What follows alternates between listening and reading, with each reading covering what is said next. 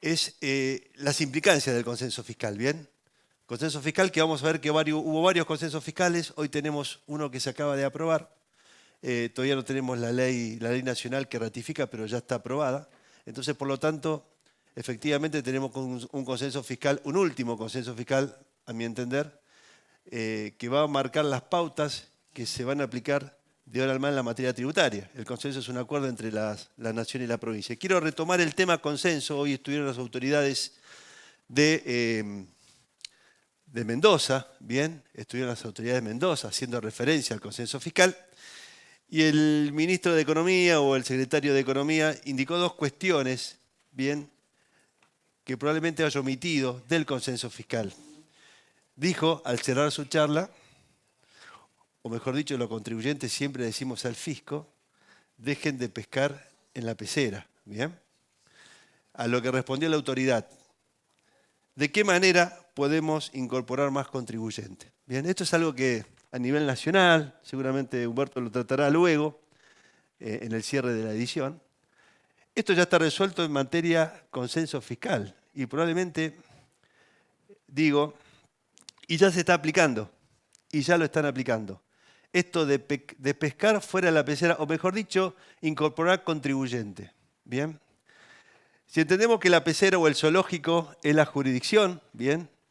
Es la jurisdicción, es el ámbito donde Renta de Mendoza aplica el impuesto sobre los ingresos brutos, el impuesto de sello, el impuesto inmobiliario, pero más que nada nos vamos a referir al impuesto sobre los ingresos brutos y parto de una premisa. Todos sabemos que las jurisdicciones provinciales se sostienen en base al impuesto sobre los ingresos brutos. Es fundamental. El gasto público provincial está sujeto del impuesto sobre los ingresos brutos.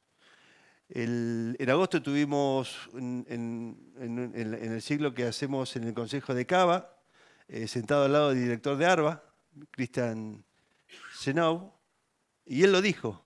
Para ARBA, ingresos brutos es el 80% del ingreso, para ARBA.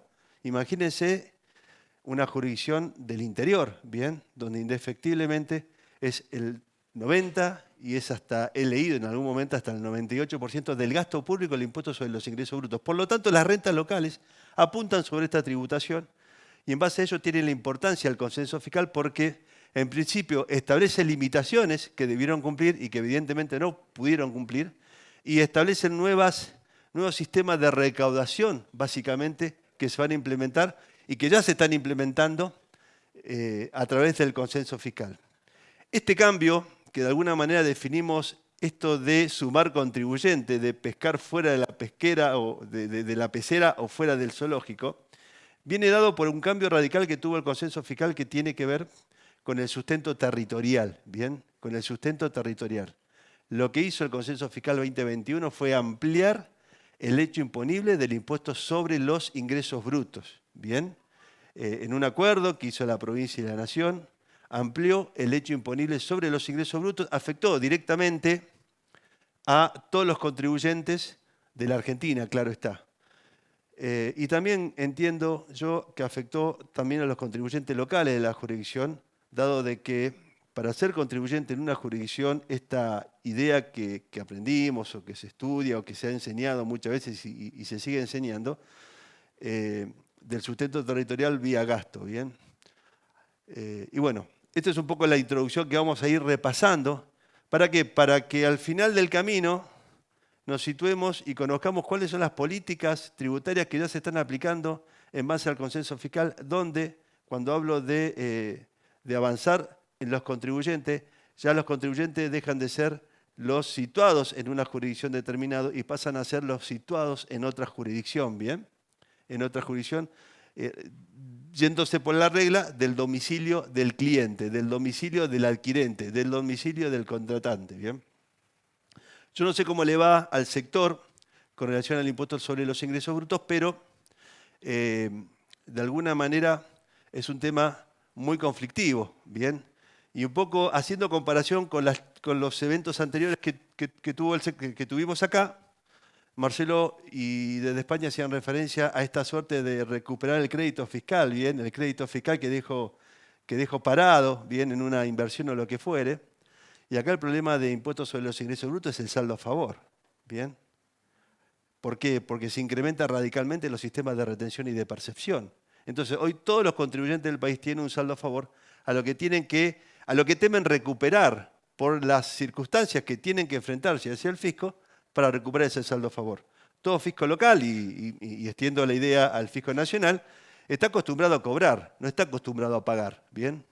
Y siempre lo comparo, aunque parezca bastante fuerte, que es como el sistema, el aparato digestivo del ser humano, ¿no? Al revés no funciona. Entonces, indefectiblemente, ahí es donde hay batallas que tenemos que enfrentar, pero son batallas que hay que dar porque en definitiva son saldos a favor. No tengo datos del sector, pero es un trabajo holgado y extenso y generalizado que se hace en materia de impuestos provinciales. En otra comparación, hacían referencia, bueno, se habló materia de derecho laboral y bueno, cuando uno habla de este tipo de legislación nacional, lo que hace referencia es a un código y hace una ley y probablemente una norma reglamentaria. Cuando hablamos de impuestos provinciales tenemos que hablar de 24 códigos fiscales, 24 sistemas de recaudación, ¿bien? Más la norma del convenio multilateral. Es muy complejo y esto es algo que debemos entender porque normalmente quien administra, el contador, lo que fuere, dale de alta una jurisdicción. ¿Y qué implica darle de alta una jurisdicción? Es entrar bajo la potestad tributaria de dicha jurisdicción y tener que regirse desde la misma Constitución Nacional que tiene dicha jurisdicción, ¿bien?, hasta la norma más básica, elemental, como la obligación de hacer un pago a cuenta cuando mi mercadería va digamos, ingresa al territorio físico de una provincia. Bien, iba a decir al territorio pasando la aduana, pero en realidad creo que no se sujeta en base a la Constitución, pero efectivamente existe. ¿Bien?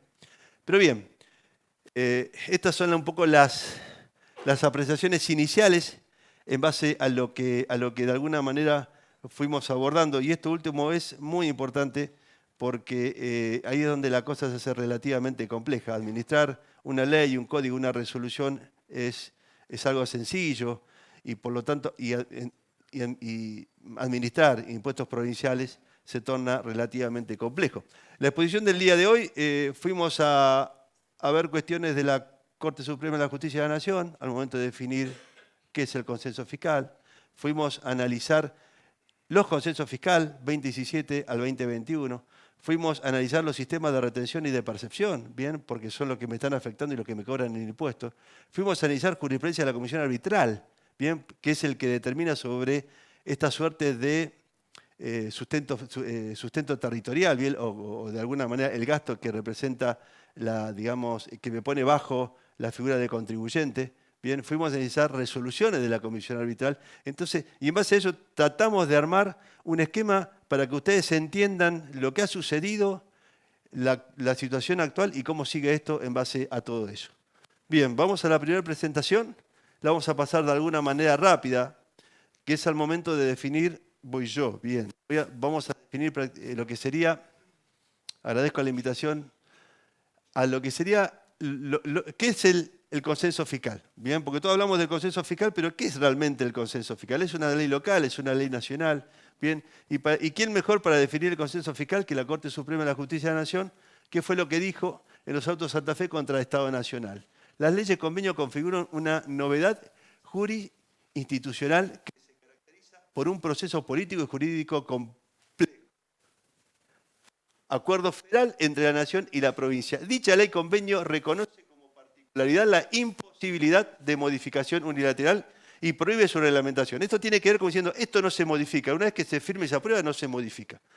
Vale aclarar, un poco recordando a las autoridades de Mendoza, que Mendoza en particular tiene un proyecto para la adhesión al consenso, pero indefectiblemente va a aprobar el consenso. Particularidades. Por eso es que cuando se aprueba un consenso, cuando se aprobó el consenso 2017, que de alguna manera era, hablemos en término pasado, muy beneficioso para los contribuyentes porque contemplaban reducciones de alícuota y había cumplimiento, obligaciones que cumplir por cada una de las jurisdicciones que firmaron dicho consenso. Al momento de no poder cumplir, indefectiblemente tuvieron la necesidad de generar otro consenso, ¿bien? Porque no podían reglamentarlo de manera contraria y o no podían modificar ese acuerdo principal. Voy a destacar algunos aspectos. Bien, ¿qué consenso tuvimos bien en la nación? Destaco la ley, nada más ni nada menos que la ley de coparticipación federal, la ley 23.548, tan cuestionada desde la necesidad de una nueva ley, bien, que no es otra cosa que la distribución de los ingresos hacia los estados provinciales y la Ciudad Autónoma de Buenos Aires. El Pacto Fiscal 1, el Pacto Fiscal 2, bien, el Compromiso Federal 1 y el Compromiso Federal 2. Todo esto tuvieron que ver, ya que la Nación escribe un bosquejo, llama a las provincias, las provincias adhieren siempre, si bien había cuestiones de endeudamiento, como lo hubo en los últimos consejos, cuestiones de responsabilidad fiscal, como hubo en los otros consejos, cuestiones de coparticipación, siempre se incorporó la materia tributaria, ¿bien? Ingresos brutos a la cabeza, impuesto inmobiliario, sellos y automotor. Siempre la Nación trató de bajar la presión tributaria a través de esta suerte de acuerdo, ¿bien? Y en algunos casos tenía más poder de fuego la Nación y en otro caso menos, ¿bien? Y en base a ello se prometía un consenso mucho más válido para el contribuyente, porque en definitiva el que paga el precio del consenso o no consenso, mejor dicho, el que paga los impuestos es el contribuyente. Dijimos que la Corte, allá por el 2015, dijo que este consenso no lo modifica nadie, ¿bien? No, digamos, la provincia no puede modificar lo que firmó y luego ratificó por ley en el Consejo. Y esas palabras no están de más porque allá por el año 93, bien, 93, a ver cómo marco, ahí está, el pacto fiscal, simplemente por darles un ejemplo, se aprobó en aquel momento la exención a la actividad primaria, bien, y luego las leyes provinciales, bien, a la cabeza la Ciudad Autónoma de Buenos Aires y la provincia de Buenos Aires, dijeron que esa exención la establecían solo si vos tenías el establecimiento el campo en la provincia, bien. Entonces ahí vulneraron lo que dijo la Corte luego, bien, porque esta era una materia también de interpretación que eran los consensos, de modificar el consenso fiscal vía una ley local. Claro está que si estoy hablando de que no puedo, no es porque está en mayor jerarquía como en materia legislativa, mayor jerarquía que una ley local. Bien, y claro, vale aclarar, en esta suerte de acuerdo es necesario que la ley ratifique, bien, que la provincia ratifique una vez que el gobernador firmó o las autoridades del Ministerio de Economía firmaron el consenso, para que efectivamente, tanto por ley provincial, cada una de las provincias, de las jurisdicciones, sumando la Ciudad Autónoma de Buenos Aires, y por ley nacional, cuando la ciudad efectivamente ratifica, la nación ratifica. Bien, ¿qué dijo la Corte Suprema? Estos consensos son marcos jurídicos del sistema de distribución de la renta tributaria federal. Vaya si es importante un consenso fiscal. Pactos recientes, que es lo que nos vamos a abocar el día de hoy, de alguna manera. Bien, el consenso fiscal 2017, 2018, 2019, 2020 y 2021. Ahora, un consenso fiscal todos los años. ¿Por qué un consenso fiscal todos los años? Básicamente porque fueron suspendiendo los beneficios aprobados oportunamente en el 2017. Beneficios de la mano de la reducción de la carga tributaria, ¿bien? Beneficios que venían de la mano de exenciones, beneficios que venían de la mano de desgravaciones, beneficios que venían de la mano de reducir alícuotas impositivas, bien, a la actividad de los contribuyentes. Beneficios que venían de la mano de bajar la carga tributaria. Atacaban a los sistemas de retención y de percepción, bien, para que efectivamente sean ordenados, y establecía la obligación de establecer mecanismos de recupero rápido, ágil, de saldos a favor. Bien, todo a favor de la actividad, todo a favor del empresario, todo a favor de que efectivamente esta suerte de impuesto distorsivo, bien, de alguna manera vaya aplacándose. Claro que al vencimiento de los plazos, estos no se pudieron para la administración local aplicar, y necesariamente para no estar en falta a ese acuerdo tuvieron que aparecer los consensos fiscal 2018, 2019 y 2020, que no fueron otra cosa que ampliar la vigencia de los beneficios, ¿bien? Tirar la pelota para adelante. ¿Todo para qué? Para que aquel consenso que hoy se conoce como 2017 no sea de aplicación. ¿Bien?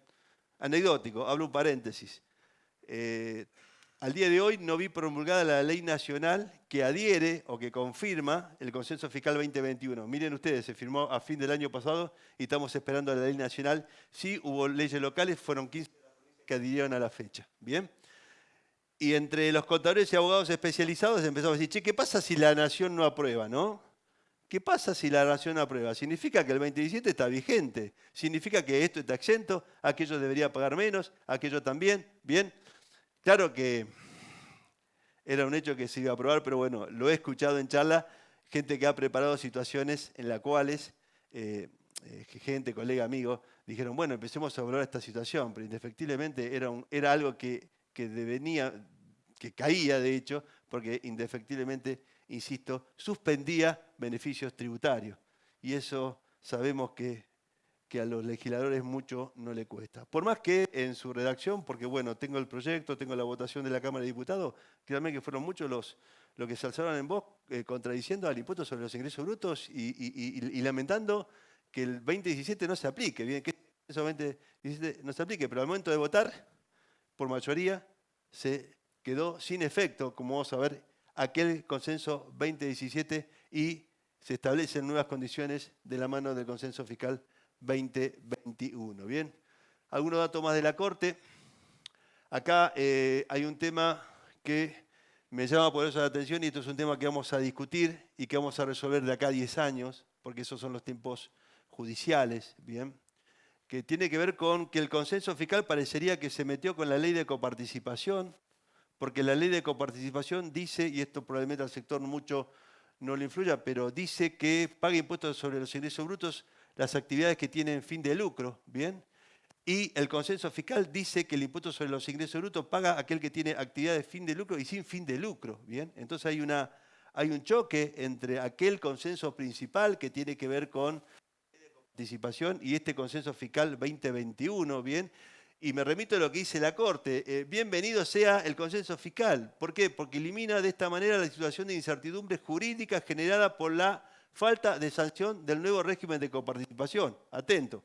No lo está diciendo en base a lo que estableció ahora el consenso fiscal 2021, ¿bien? Pero parecería ser que en esos términos, en las consideraciones de la Corte, es lo más parecido el consenso fiscal a la ley de coparticipación, ¿bien? Claro está que hay una posición muy clara y es la que mantiene más que nada el contribuyente diciendo no se puede estar modificando vía consenso fiscal la ley de coparticipación porque se requieren distintas mayorías, ¿bien? Y en la ley de coparticipación estuvieron las 24 jurisdicciones y en el consenso fiscal, como verán, creo que se quedaron 3, 4 jurisdicciones afuera, ¿bien? Pero bueno, pero ya está el planteo. Y la cuestión es la discusión judicial que se va a dar en base a ello y en qué ámbito. Porque, como vamos a ver, la Corte definió que configura el derecho netamente, el consenso fiscal, quiero ver cómo prende la luz, configura el derecho intrafederal y se incorpora una vez ratificado por la legislatura al derecho público interno de cada estado provincial. Por lo tanto, va a una ley de la provincia superior al resto de las leyes. ¿Pero qué significa? Que cualquier discusión es en la provincia. No tengo acceso directo a la Corte, ¿bien? Porque está incorporado al derecho intrafederal, ¿bien? Por eso es que hablo de una sentencia en la Corte luego de 10 años vía queja, vía recurso extraordinario, luego de haber transitado toda la instancia local. Bien, jerarquía superior, dije de la Corte, que cabe reconocer a los acuerdos intrafederales y a las leyes del convenio. Esto no es otra cosa que una ley convenio. Y bueno, y vuelve diciendo la Corte de naturaleza, las leyes del convenio y los pactos que lo componen no se encuentran en una esfera de disponibilidad individual de las partes. Esto ya de alguna manera los fiscos locales lo han aprendido, bien, pero siempre es bueno repasarlo y solo pueden ser modificados por otros acuerdos posteriores de la misma naturaleza debidamente ratificados por las leyes emanadas, bien. Y es un poco lo que dice la doctrina constitucionalista, que es un consenso, el Estado federal lo dicta y cada provincia que se integra al régimen por ella estatuido, bien, adhiere, bien. Pero todos sabemos que un consenso fiscal para que sea adherido por el resto de las jurisdicciones, indefectiblemente es, hablado a priori con las provincias. Volvemos a los pactos recientes. Hoy veíamos los pactos recientes, los pactos federales, bien, de la historia más cercana, año 93, 94, y estos son los pactos recientes, bien. Originalmente tuvimos el consenso fiscal firmado el 16 de noviembre de 2017, era consenso fiscal,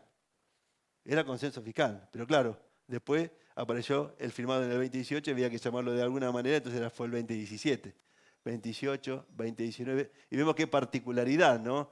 Excepto el del 2018, que se firmó el 13 de septiembre, el 17 de diciembre, el 4 de diciembre, el 16 de diciembre, siempre antes de diciembre. ¿Por qué? Porque el consenso fiscal, el 27 era la aplicación a partir del 28, bien, el 28 a partir del 2019. Entonces, sobre la hora y sobre el brindis había que aprobar un nuevo consenso para que pare los beneficios que venían aparejados con la aplicación del consenso fiscal original 2017.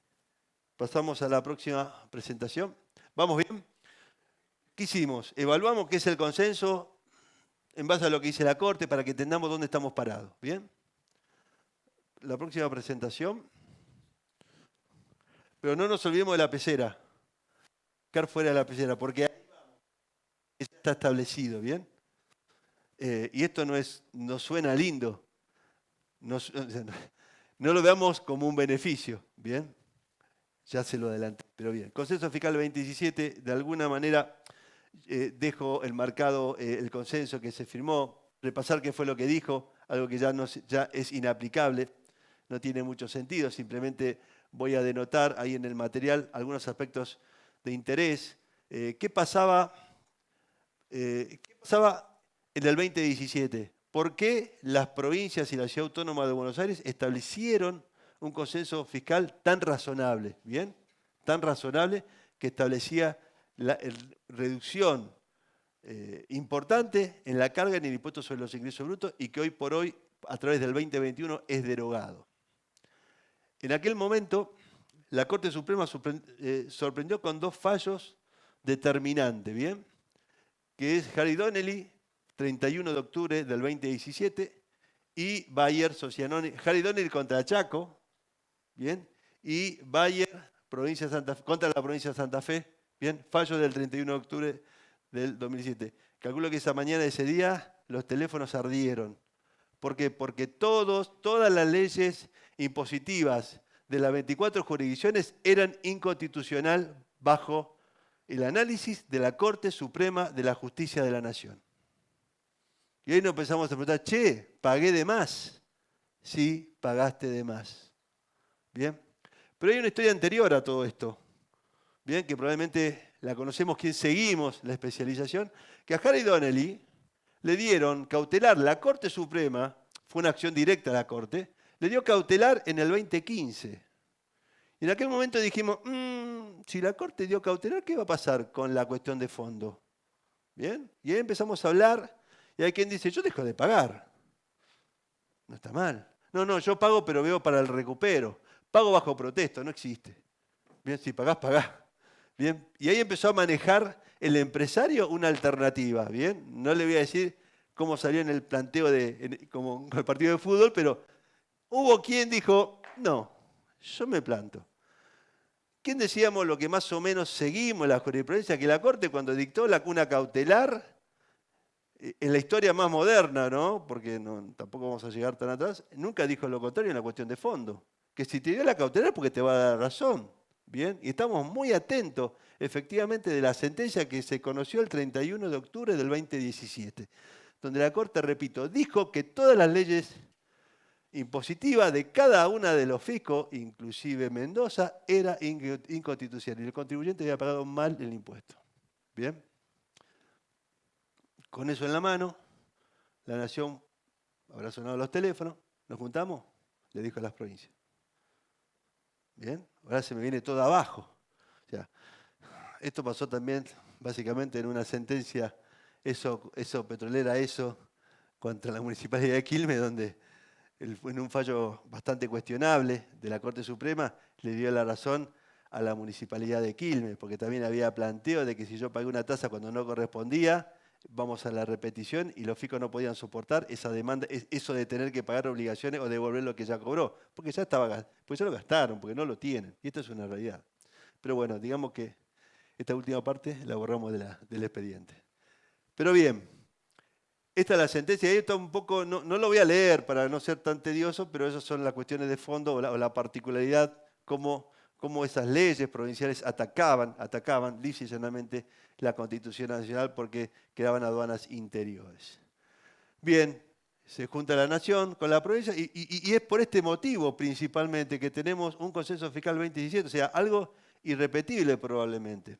Pero vamos, si me permiten, vamos un poquito más atrás. ¿Cómo arrancó todo esto de la alícuota incrementada? ¿Bien? ¿Qué es lo que también vamos a ver para adelante cómo sigue la cosa?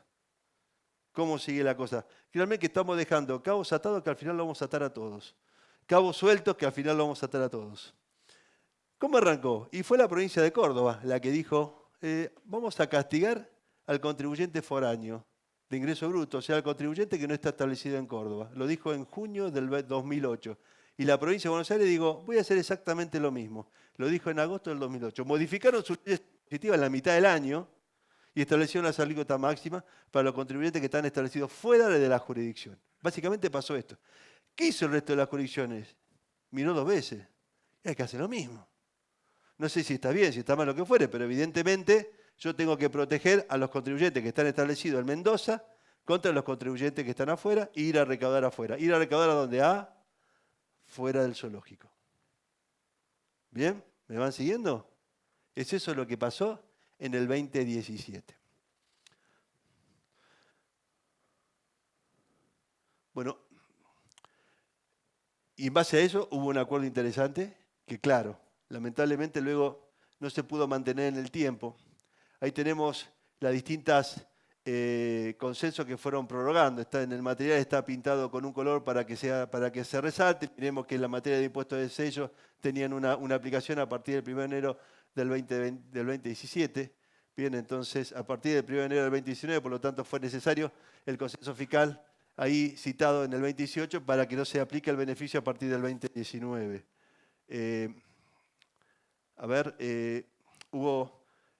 Esta es la cuestión básica donde efectivamente se establecieron la reducción de manera inmediata de la alícuota incrementada. Bien, esa que la Corte dijo es inconstitucional, entonces automáticamente los consensos vieron que, las leyes impositivas, el consenso dijo de manera inmediata y de manera inmediata era a partir de la ley impositiva del 2018, ya que estamos firmándolo en un noviembre 2017. Sigo con el esquema que me parece que es interesante, no porque no podemos hacer nada para atrás, pero esto va a pasar y esta situación seguramente la van a tener que evaluar en algún momento. Dijimos Harry Donnelly, amparo. Hubo quien no pagó más y hubo quien siguió pagando. 31 de octubre del 2017, fallo de la Corte, inconstitucional la alícuota incrementada. ¿Bien? ¿Qué hace el empresario? Y no tengo que pagar más. ¿Qué tengo el 31 de octubre? 3 anticipos más de impuestos sobre los ingresos brutos, ¿bien? Y la cuenta, créanme, que era bastante importante. Y hubo quienes dijo, no, pará, si esto ya está claro, ¿por qué voy a seguir pagando la ley impositiva en base a la ley impositiva 2017? Y hubo también empresarios que tomaron esta decisión, ¿bien? Y hay quien, luego de que la ley se aprobó, no tomaron ninguna decisión, aplicaron la ley 2018 a partir de enero. La única jurisdicción que lo aplicó luego fue Santa Fe, que lo aplicó a partir si hay alguien de Santa Fe acá, lo aplicó a partir de enero, febrero, marzo, a partir de abril del 2018, o sea, que dejó 3 meses más del 2018 con alícuota incrementada, pero ahí fue otra decisión que se tuvo que tomar, ¿bien? Y aquel que dijo, bueno, voy a esperar siempre a la ley, ¿bien? Voy a esperar a la ley, vino la ley, ¿y qué hago con la de atrás? Hago demanda de repetición. Y claro, se acudió a las demandas de repetición, a la Corte, ¿no? Se hizo esto. Hicimos esto. ¿Novedades ahora? Hasta ahora ninguna.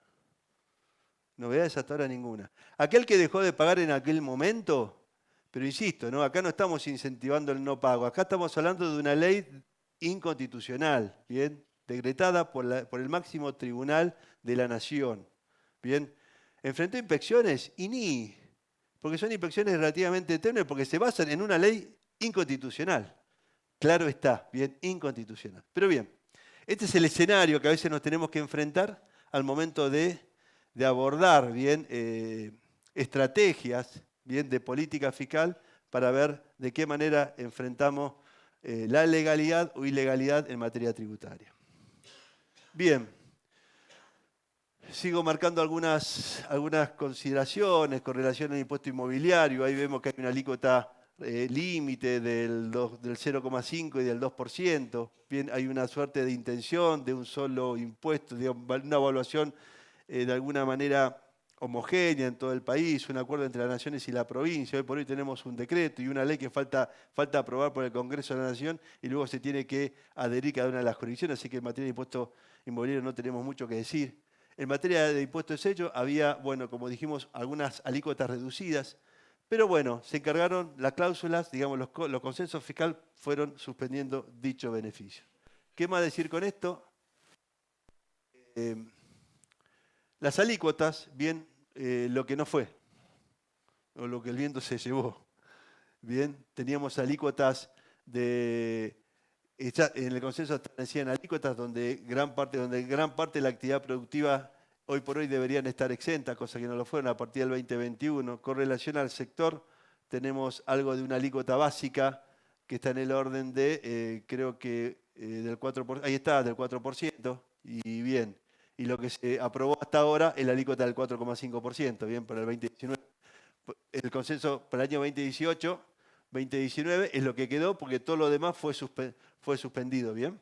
Fue suspendido. Y hoy, como vamos a ver en el consenso fiscal 2021, ya no se establecen la obligación de reducir alícuotas, sino que la provincia se compromete a no aumentar, ¿bien? Hasta la alícuota máxima y se comprometen a no aumentar dicha alícuota siempre y cuando no haya un nuevo consenso, porque ya este tipo de acuerdo entre la provincia y la nación, de alguna manera ya terminan siendo dudosos. Y no porque no querramos creer en los legisladores y en las gestiones públicas y económicas, sino que nos basamos en la historia, ¿bien? Y en esto tenemos que seguir muy de cerca. Y ya entrando, bueno, y un poco, ya que estamos hablando del consenso, José, ¿quién adhirió al consenso fiscal 2017? Porque también tiene una particularidad, no todas las jurisdicciones adhirieron aquí al consenso fiscal 2017. Había motivos importantes porque había juicio que tenía que enfrentar la nación de una cuestión de coparticipación. Había provincias en la cual la nación le debía mucho dinero, entendían que le debían y tenían a resolver sentencia en la Corte Suprema y por lo tanto para no bajarse de ese juicio se quedó afuera del consenso fiscal. Esto claramente fue lo que expuso, al menos entendemos, la provincia de San Luis, ¿bien? La provincia de San Luis en ningún momento adhirió a ningún tipo de consenso, ¿bien? A ningún tipo de consenso. La que adhirió y no ratificó fue la provincia de La Pampa. En el 2017 se juntó con el presidente Macri, firmó el consenso, pero cuando se fue a la provincia, digamos, el Poder Legislativo le dijo al Poder Ejecutivo, no firmamos. Entonces, por lo tanto, no fue ratificada por la provincia y el Consejo Fiscal para La Pampa nunca se aplicó. Eso sucedió si no adheriste al primero, claro está, no adheriste en los segundos, porque los segundos, terceros y cuartos consensos de alguna manera implican la suerte de suspender el primero. Y la Ciudad Autónoma de Buenos Aires, todos sabemos el problema que tuvo con la coparticipación, adhirió al primer consenso, adhirió al segundo y al tercero ya no adhirió, y como dijo hoy la Corte, bien, tenés dos maneras, al consenso le puedes dar tenés dos salidas, aceptás o te vas, bien. Entonces aceptó y luego tuvo que denunciar el pacto fiscal para irse y no cumplir, bien. Estas son básicamente las tres provincias que quedaron afuera del consenso fiscal 2017 y claro está en lo sucesivo. Bien, pasemos a la próxima presentación. Simplemente vamos a repasar este estado con relación al consenso fiscal 2021 que se aplica a partir del 2022. Y para mí, le adelanto, no creo que tengamos más consenso. Para mí tuvimos 27, 18. ¿Por qué? Porque básicamente todos los beneficios comprometidos se eliminaron. Básicamente todos los se eliminaron, ¿bien? Creo que es una presentación. Dale, ahí va, consenso fiscal con seguimiento de la cláusula 13ª, 17ª del consenso fiscal 2021. ¿Esto quién lo hace? La Nación, ¿bien? El Ministerio de Economía de la Nación, y lo que acá hacemos es replicar lo que está hoy en la web de Economía de la Nación. Actualizado al día del viaje. ¿Bien? ¿Por qué? Porque indefectiblemente las provincias que no adhirieron, y me imagino que están adhiriendo o ya están enviando los proyectos para su votación, aprobación y votación. Ahí están las provincias que adhirieron al Consenso Fiscal 2017, ¿bien? Y las leyes por las cuales ratificaron el acceso al Consenso Fiscal 2021. Si no mal recuerdo, son 15 provincias. Y este es un mapa muy claro, publicado por el Ministerio de Economía de la Nación, donde tenemos pintado en blanco las jurisdicciones que se quedaron afuera, San Luis, La Pampa y allá chiquitito está la Ciudad Autónoma de Buenos Aires. Pintado de amarillo, las jurisdicciones que ya ratificaron por ley el Consenso Fiscal 2021. Y en amarillo la que tienen los proyectos, hasta donde sabemos, inclusive Mendoza tiene el proyecto ya elevado para que efectivamente se apruebe. No va a tardar mucho tiempo, calculo que digamos, será un tema de una gestión legislativa para que apruebe Formosa, el Chaco, Santa Fe, Río Negro. Insisto, ¿por qué? Porque es borrar con el codo lo que se firmó con la mano. Bien, básicamente el Consenso Fiscal 2021.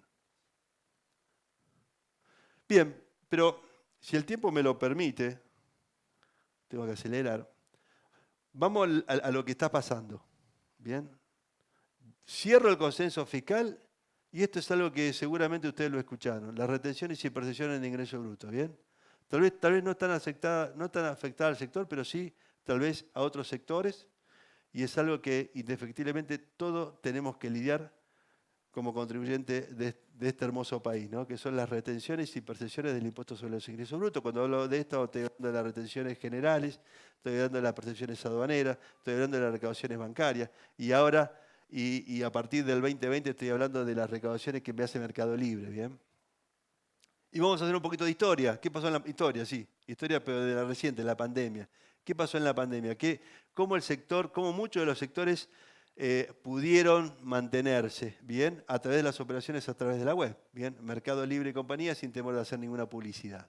Bien, entonces el que no podía vender desde su almacén, desde su fábrica, de su comercio, empezó a decir, bueno, ¿cómo es esto en Mercado Libre? ¿No? Entonces todo el sistema económico, básicamente, donde todo estaba cerrado, se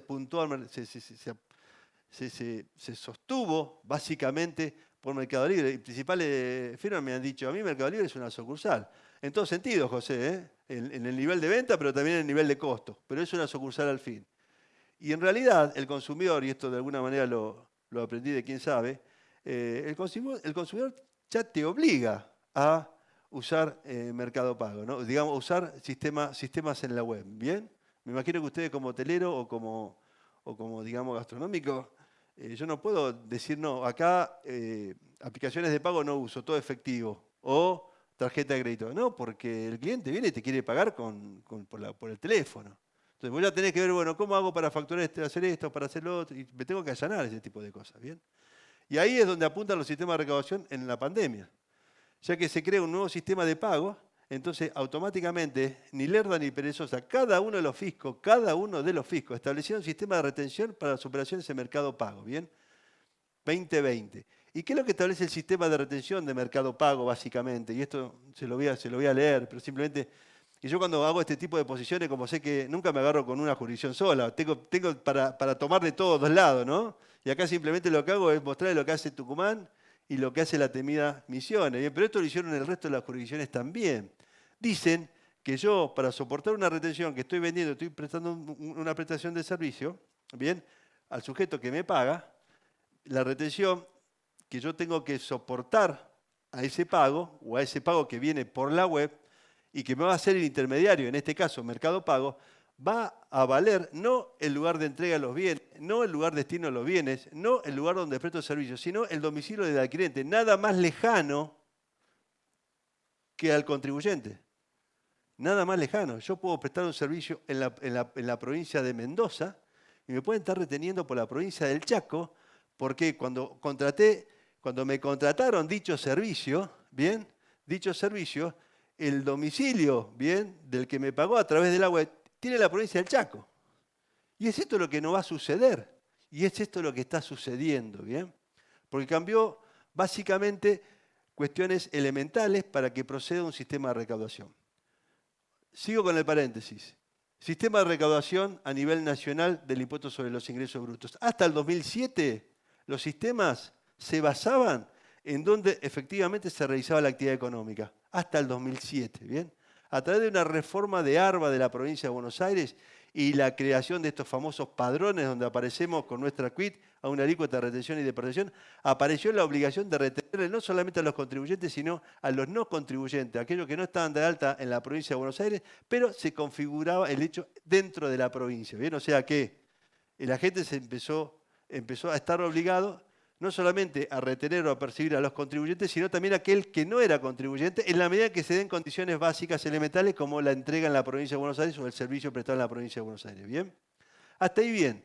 Y claro está, ARBA en la cabeza, siguió jurisdicciones importantes y hoy por hoy todo, bien, a esta altura, están dentro de este esquema, imponiéndole obligaciones a los agentes. Nada más cuestionable, ¿no? Imponer la obligación que yo te retenga si no sos contribuyente, ¿no? Nada más cuestionable porque eso automáticamente lo delata a la jurisdicción que mandó a retener de que el sujeto está realizando operaciones en la provincia sin darse de alta. Pero si evaluamos que la condición para que proceda es el domicilio del adquirente, significa que no tengo nada que ver, que está el hecho imponible en otro lado, ¿bien?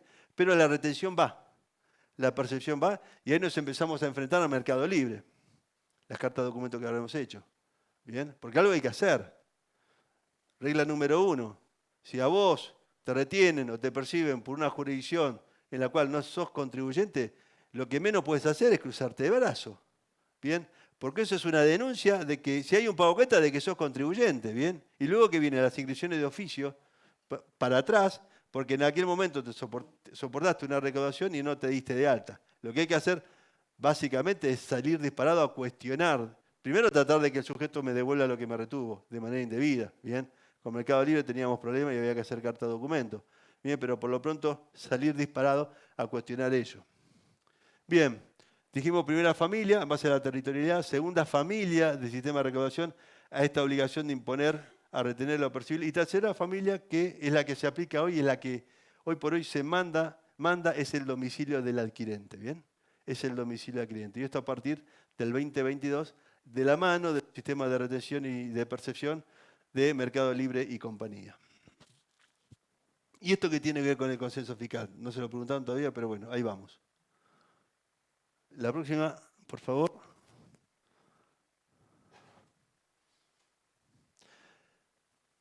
Seguimos con el paréntesis y los voy a complicar un poco más, si me lo permiten, que es la comisión arbitral. Y a todo esto, ¿qué dice la comisión arbitral? ¿Qué es la comisión arbitral, la comisión plenaria? Esto es convenio multilateral, señores, ¿bien?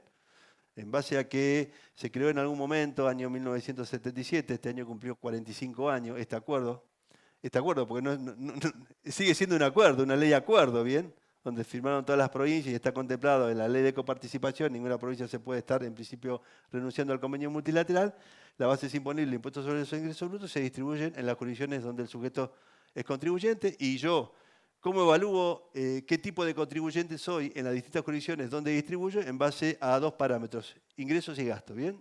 Creo que todo esto lo sabemos, es una cuenta matemática que al principio es muy sencilla, pero si yo no sé dónde va el ingreso, en este casillo, en este y en aquel, la cuestión se hace complicada, ¿bien?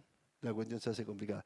Sobre todo si digo que va acá y luego Reta me dice, no, va acá, ¿bien? Por lo tanto, lo que no se pagó en base a este error, digamos, me lo reclaman. En la materia es el único caso donde el que paga mal paga 2 veces, paga 3 veces, paga 4 veces y 5 veces, ¿bien? Porque cada fisco va a querer su parte de la base imponible, entonces yo tengo que asignar un gasto, tengo que asignar un ingreso, y si yo adhiero a la primera determinación o al primer reclamo que recibo, créanme que luego el otro fisco que se sintió afectado porque cambiaste el modo de atribuir el ingreso, me puede reclamar, no, ¿por qué se lo diste a Santa Fe si me corresponde a mí? ¿Por qué me lo sacaste y se lo diste a Santa Fe? ¿Bien? Entonces marche una determinación. Por eso que también cuando tenemos, y esto es otro ítem a considerar, cuando tenemos alguna determinación en base a la atribución o al momento de definir cuánto distribuyo cada una de las jurisdicciones, por cualquiera de los fiscos tengo que buscar medidas que me dé seguridad de que aquel fisco que me reclama, que el reclamo sea válido, bien, y sea válido, bien, y la posición que tome hoy me pueda servir para el futuro. ¿Y de qué manera me aseguro que sea válido? Y cuestionándolo. ¿A dónde? La comisión arbitral y plenaria. Donde en definitiva me van a decir una resolución diciéndome tiene razón o no tiene razón. Créanme que hay muchas, me siguen, ¿no? Me siguen porque yo avanzo y hay muchas sentencias, por así decirlo, que son resoluciones de carácter interpretativa a nivel local, donde no hay ganadores ni perdedores. El contribuyente se equivocó al momento de distribuir la base, pero el fisco que me hace la determinación no tiene la razón. ¿Me siguen? No tiene la razón, lo tiene la razón otro fisco. Entonces siempre es, yo me pude haber equivocado, pero esto no necesariamente implica de que el que me hace la determinación tiene la razón, ¿bien? Por acá en definitiva es ver a qué casillero le atribuyo el ingreso o a qué casillero le atribuyo el gasto. ¿Por qué traigo a consideración esta sentencia que para mí es determinante en materia del convenio multilateral? Porque se trata de una empresa local de la Ciudad Autónoma de Buenos Aires. Local como pueden ser todos ustedes locales de una jurisdicción, ¿bien? Local. Esto es bravo, es local, no es convenio que distribuyó a 3 y ahí la cuarta, o que distribuyó a 10 y en vez de darle a la novela le dio a la octava y tengo esta discusión. Este es un contribuyente local, ¿bien? Vino a la provincia de Salta y le dijo, usted es contribuyente de la provincia de Salta. ¿Por qué? Porque la persona que a usted le vende esa mercadería se la sube de Buenos Aires en un camión y se va a Salta. ¿Bien? Bueno, pues yo no tengo gasto en Salta. Y esto fue lo que se cuestionó. En la sentencia se hace referencia, y en este caso lo conozco de gran manera, ¿por qué? Porque el único gasto que Salta le encontró al contribuyente local de Cava era un gasto de hotel. Un gasto de hotel.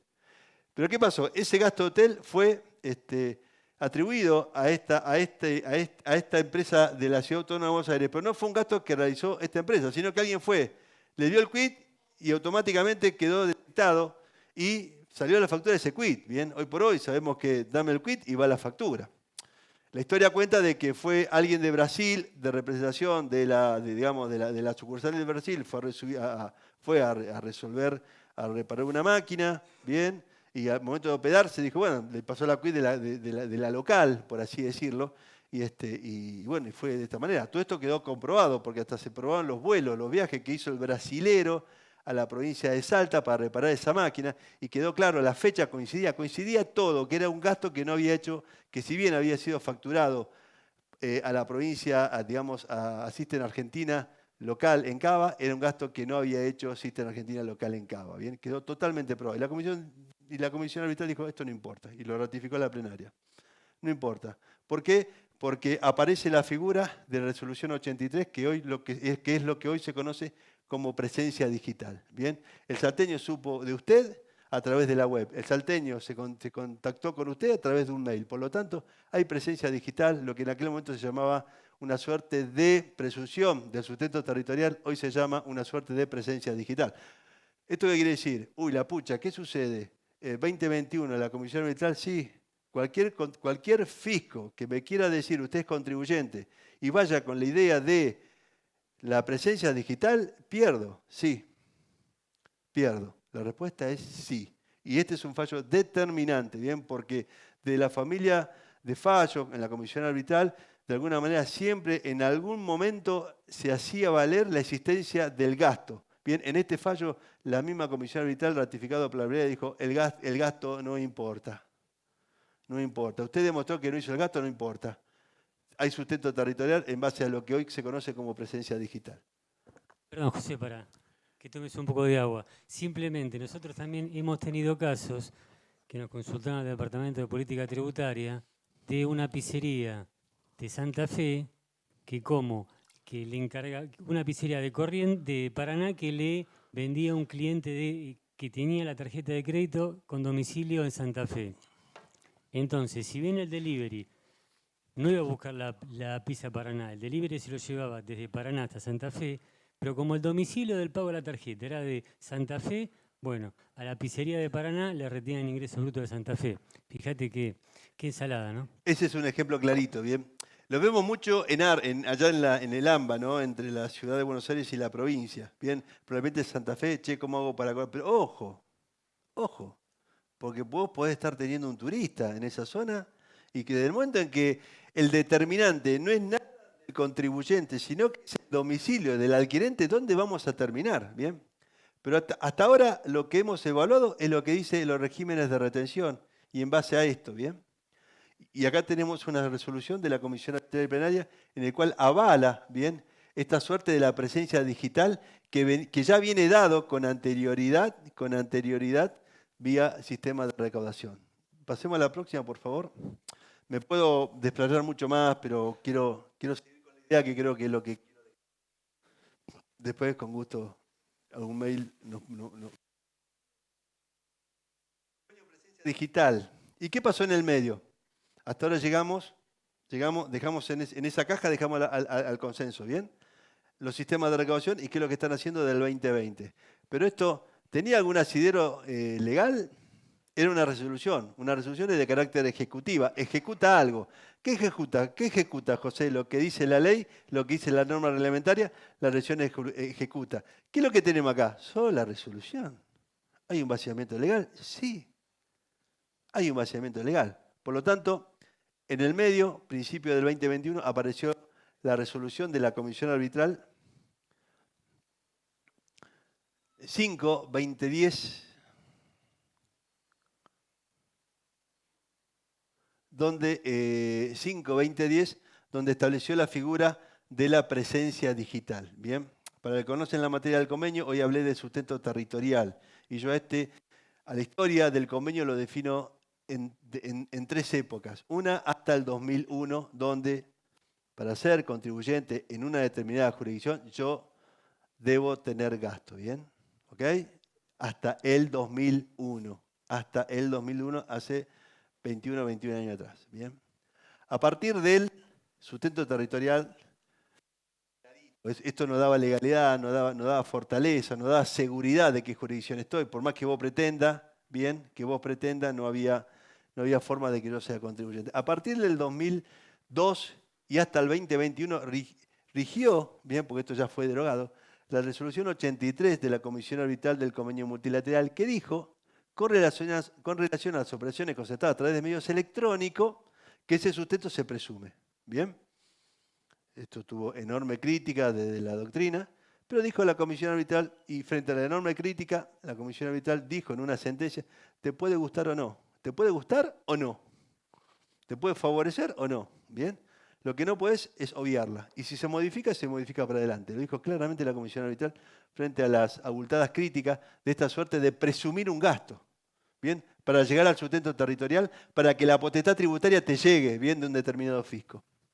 Y luego, y la otra parte era las operaciones concertadas a través de medios electrónicos, ¿bien? Medios electrónicos. Pero claro, yo recuerdo que en el 2002, bien, fecha de aprobación de la 83, teníamos esta sala, yo le estaba, ¿cuánto están operando por la web?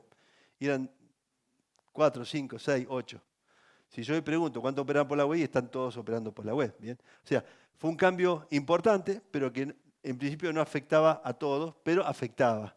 Y empezó la Comisión Arbitral a bajar esta línea de presunción de gastos, ¿bien? De gastos. Ahora, a partir del 2022, bien, donde se aplica la resolución 5-2021, en principio, porque la semana pasada tuve una discusión con Renta de Chubut, donde dijo, no, la 5-21 contador se aplica a partir del 2021, pero bueno, cuando claramente la norma dice que es a partir del 2022, pero bueno, tenemos la resolución de la Comisión Arbitral 5-2021, donde aprueba la presencia digital. Deroga la 83, que hacía referencia a una suerte de presumir un gasto para dar sustento territorial, y a través de la 5 elimina el sustento territorial vía gasto y dice, no, el sustento territorial te lo vas a tener en base a una vinculación, ¿bien?, que tenés en la jurisdicción, y esa vinculación es la presencia digital, ¿bien?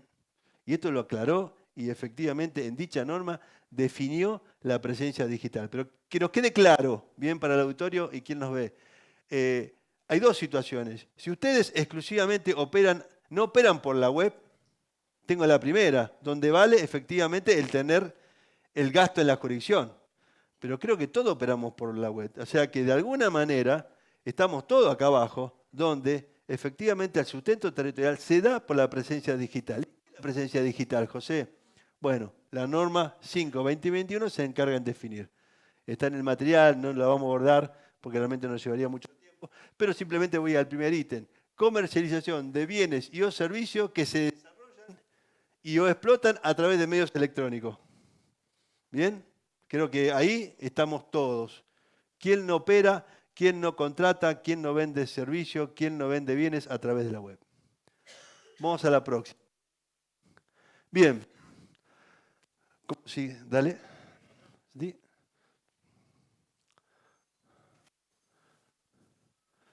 No, a la próxima presentación. Bien.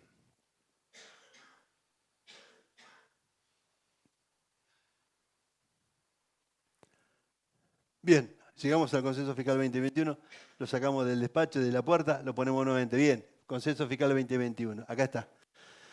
Paseamos un poco por el convenio, resolución del convenio, jurisprudencia, pero acá tenemos el Consenso Fiscal 2021 firmado el 27 de diciembre del 2021. Bien, básicamente, y siguiendo la línea de análisis, ¿qué es lo que hace el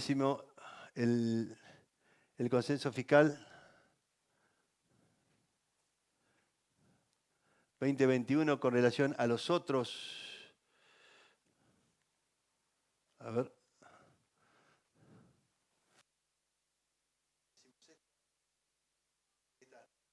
Sé que se me va. Bien.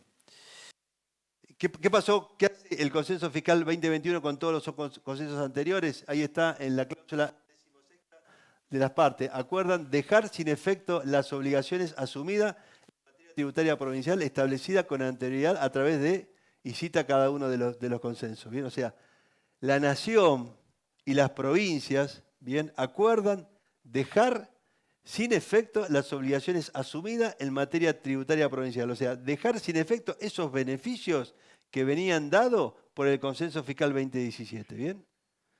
¿Con esto qué quiere decir? Del momento que se cambió la figura de la aplicación del beneficio a derogar efectivamente los beneficios, ya indefectiblemente, no, a mi juicio, ya no va a ser, o al menos por esta cuestión, necesario un próximo consenso.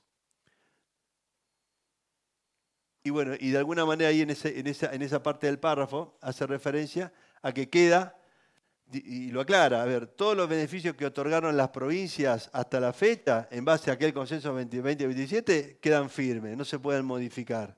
Bien, y todo lo que se comprometieron a hacer no son obligatorios de hacer, o sea, por lo tanto, no son exigibles, automáticamente queda derogado, lo que implica que a partir de esta 16ª parte, de alguna manera se está derogando básicamente el Consenso Fiscal 2017 y todos los consensos que vinieron luego en suspensión del 2017. Bien, ¿queda claro cómo quedó el 2017 con lo actual? Ahora veamos qué dijo el 2017, el 2021, ¿bien?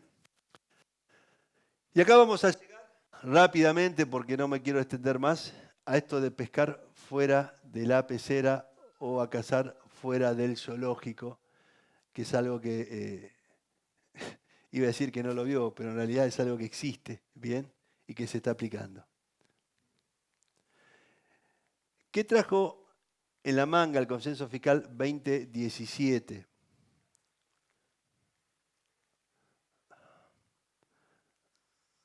Es un poquito largo y...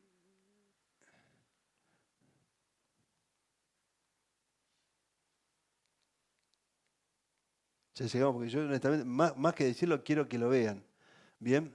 Segunda, dentro de las pautas, las obligaciones tributarias, ¿qué es lo que acuerdan las provincias y la ciudad, las provincias y la nación?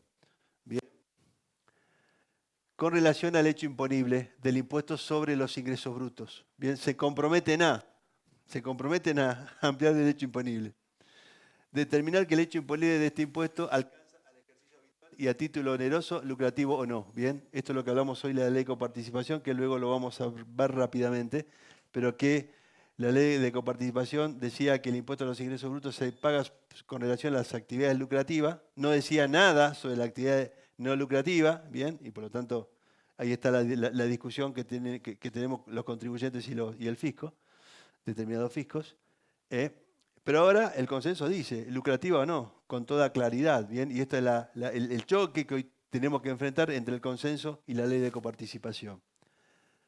Bien, y en la última parte, entonces sigue diciendo el hecho imponible y siempre lo sitúa a un lugar territorial, ¿bien? Territorial en la jurisdicción. Pero sigue diciendo el consenso fiscal, punto a continuación, con relación al hecho imponible que se comprometen a aplicar las jurisdicciones que firmaron el consenso, el impuesto recaerá sobre las actividades realizadas por sujetos que tengan un nexo jurisdiccional con la jurisdicción de que se trate. ¿Bien? Entonces pone digamos, en la legislación local, hoy vimos que la Corte dijo que es legislación local superior, pero legislación local, que el impuesto sobre los ingresos brutos recaerá sobre la actividad realizada por sujetos que tengan un nexo jurisdiccional con la jurisdicción de que se trate.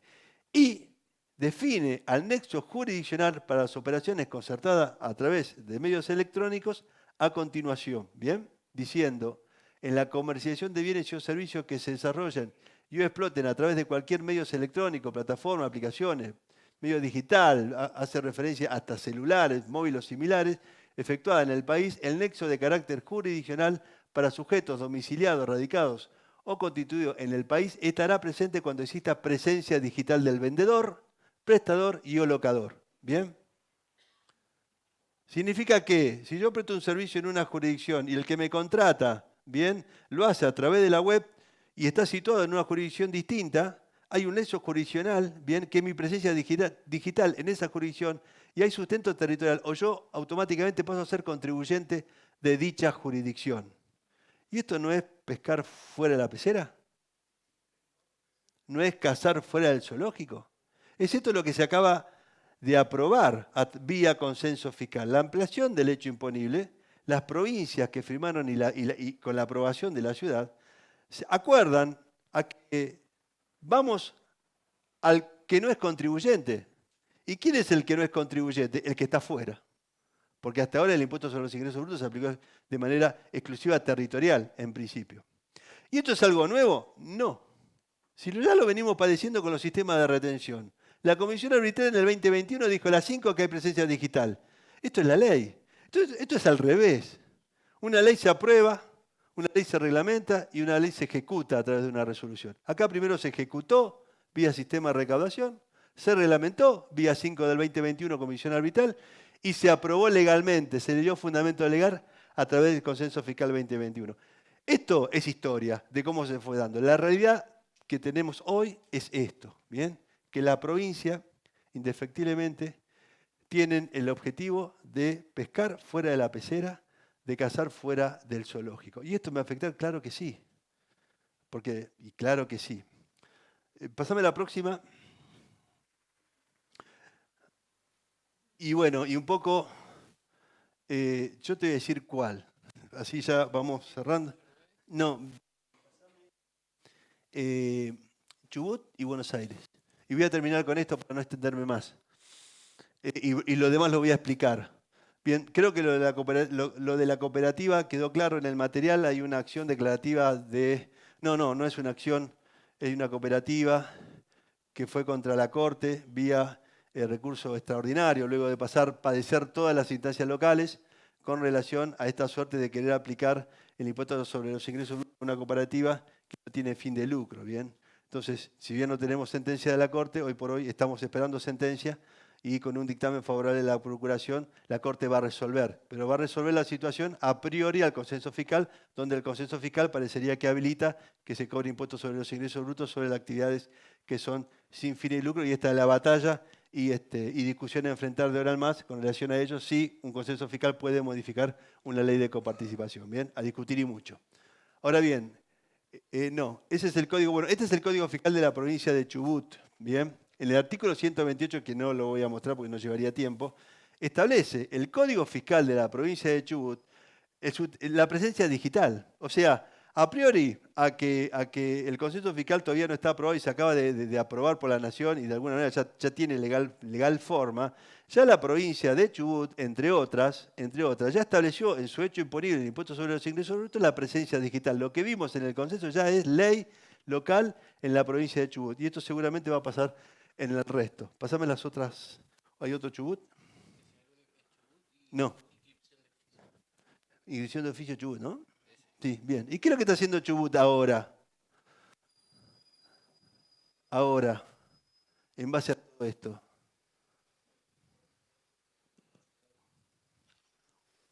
Chan, chan.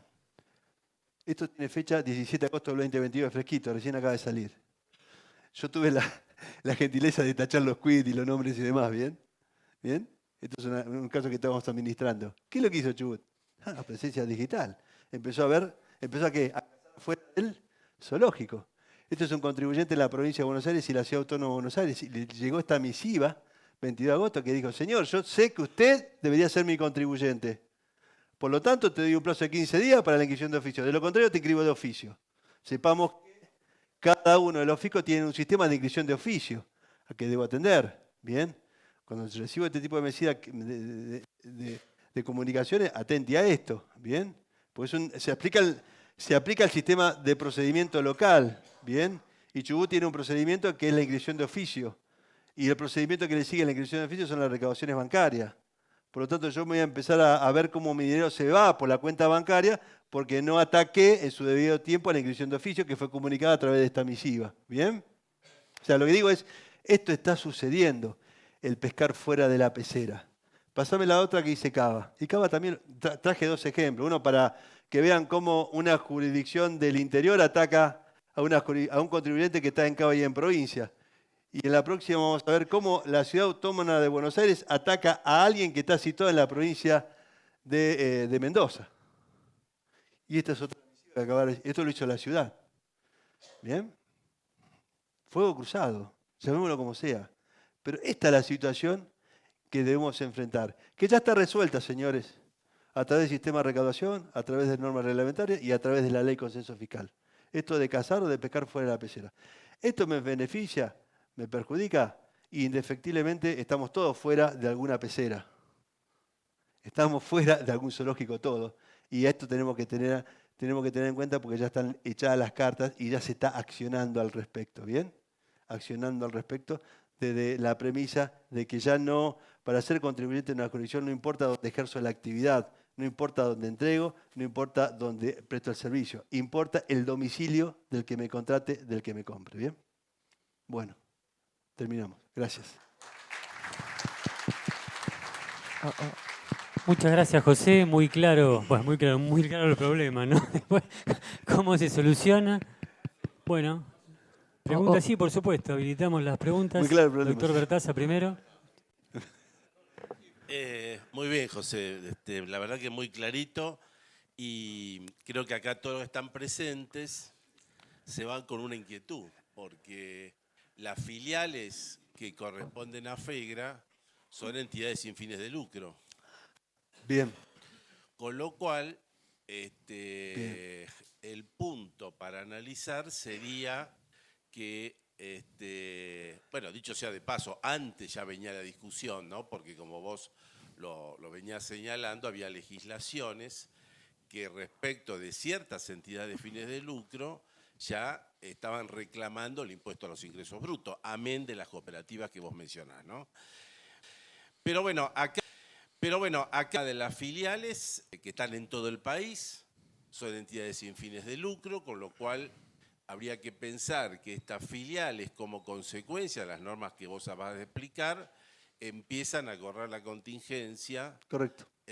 Habida cuenta. Correcto. De que si bien muchas veces he visto que aún en términos jurisprudencial se equivocan dos términos y se los hacen casi sinónimos, que son las operaciones a título oneroso y fines de lucro, que obviamente no tienen absolutamente nada que ver, porque las entidades sin fines de lucro hacen actividades onerosas, pero no tienen fines de lucro. Pero habida cuenta de esta norma, entrarían en una contingencia donde podrían quedar grabadas con impuestos a los ingresos brutos. Correcto, es una contingencia importante, correcto, es muy válido. Honestamente no había prestado atención a la aplicación que tiene todo esto, pero bueno, también el tiempo un poco, uno avanza rápido, pero es así. Y además, te comento algo más, Humberto, como para que más o menos lo vea. Este tema lo charlamos en la Asociación Argentina de Estudios Fiscales, a la cual vos perteneces, en la Comisión de Tributo Local que se llevó el martes antes de viajar para Mendoza.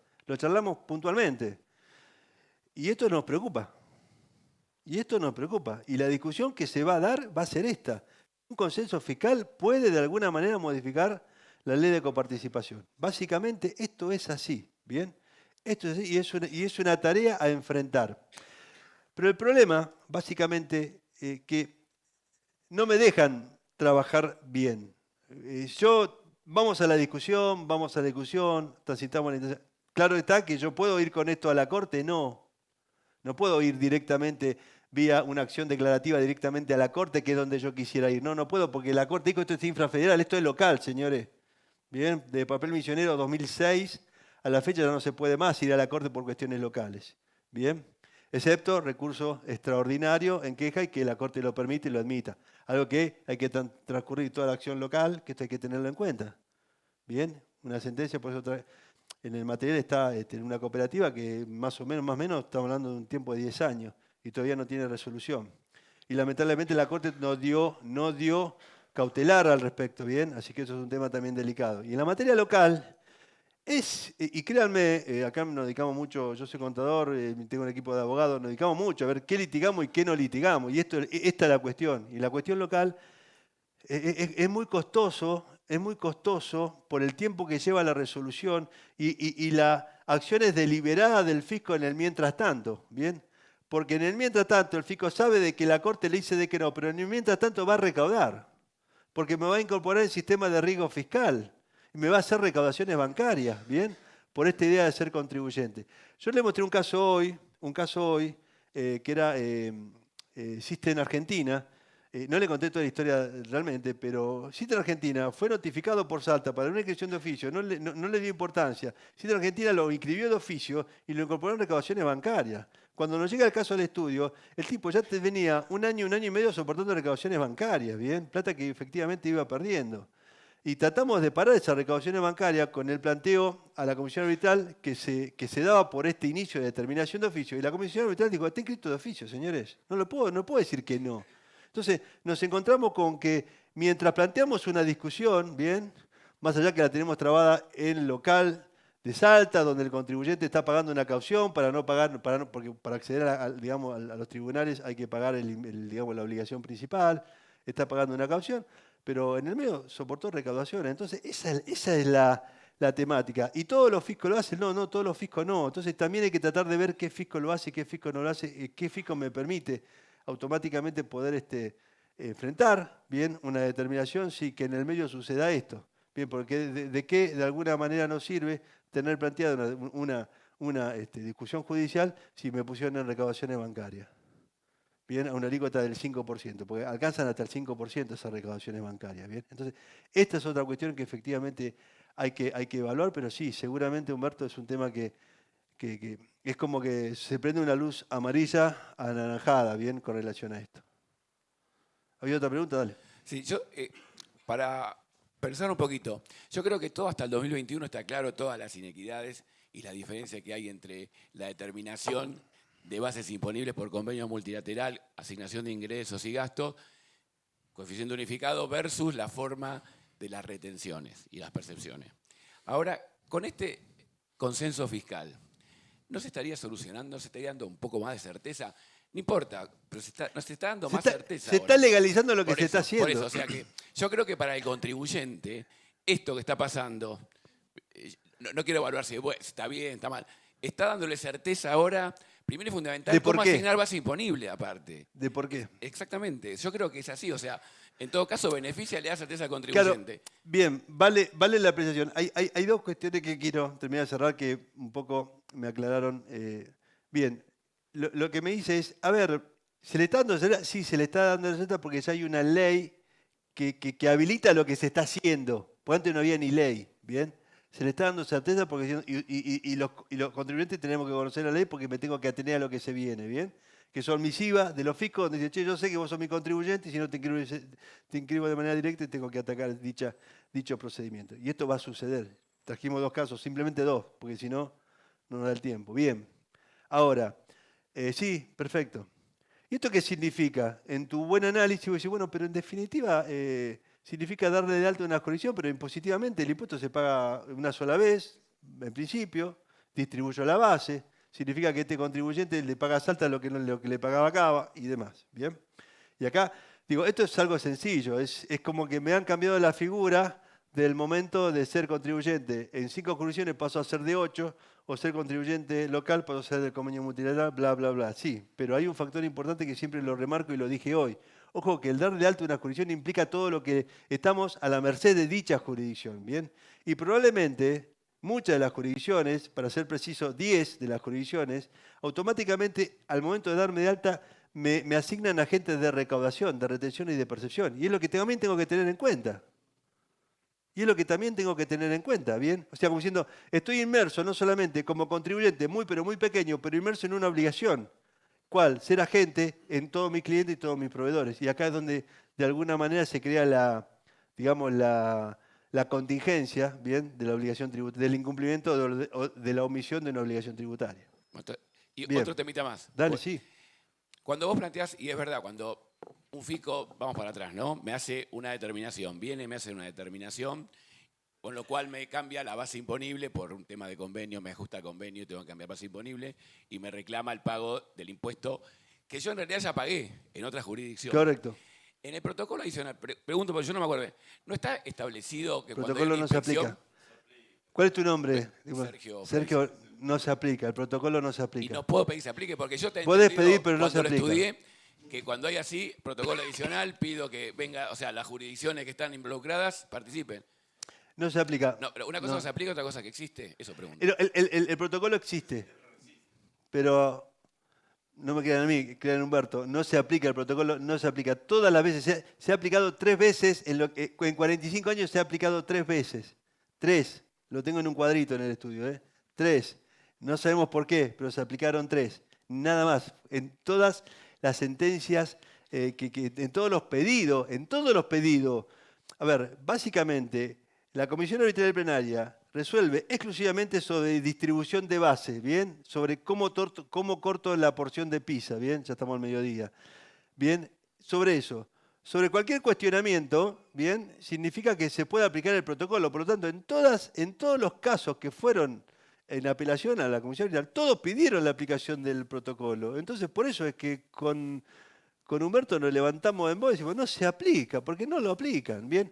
Ahora, dije algo que también probablemente no quedó. Si a mí un fisco viene y me hace una determinación y me dice, no, señor, este ingreso o este gasto va para tal jurisdicción por la presencia digital, digo, bueno, ¿te hago caso? Sí, la resolución le digo, no, pero pará, ¿por qué no vamos a la Comisión Arbitral? Es gratis, ¿bien? Pero que la Comisión Arbitral le dé la razón a Mendoza que dice que es para Mendoza. Ahora, cuando la Comisión me dice, no, sí, me equivoqué, listo, de ahí en más le pago a Mendoza y ahí genero yo mi seguridad jurídica. Es lo único que puedo generar. Para atrás ya pagué 2 veces. Claro, para atrás ya pagué 2 veces. Ahora, sí, no. Bien, siguiendo este análisis. Yo digo, bueno, me equivoqué, tengo la razón de la Comisión Arbitral y Plenaria. La plenaria está compuesta por las 24 jurisdicciones del país. Bueno, fantástico. ¿Qué dijeron todas? Que esto se lo pagué a Córdoba y correspondía a Corrientes. Listo, ahí sí puedo, con esta resolución, ir a Córdoba y presentar una demanda de repetición.